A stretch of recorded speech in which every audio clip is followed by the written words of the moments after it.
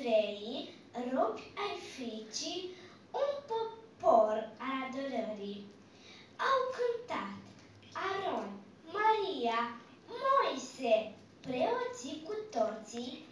Era mare bucuria ce-o trăiau chiar și nepoții. Și de atunci, de-a lungul vremii, au cântat fiii lui Core frumusețea mântuirii din sublima acelei ore. E frumos să cânti, creștine, chiar când faraon în spate și te amenință într-una că-i faci o nedreptate.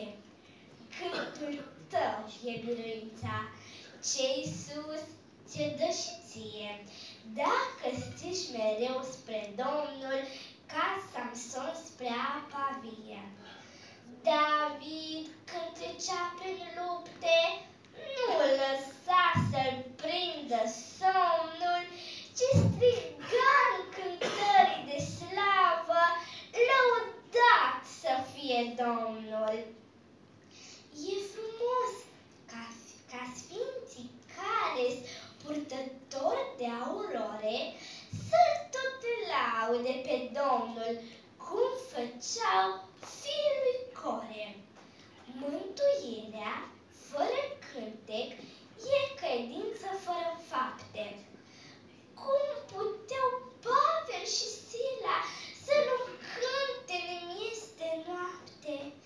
S-a cutremurat pământul, temnița-și deschise ușa, dar cântările de slavă au aprins din nou cenușa.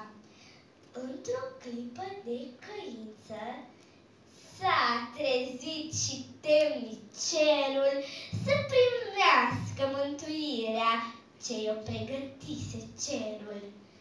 Eu să fac pe cântăreții ce s-aflau mereu în față, Sabaza mergând la luptă și-au scăpat atunci cu viață. Regele și oaste întreagă au ajuns la biruință, după cum vestise Domnul prin cântare și credință.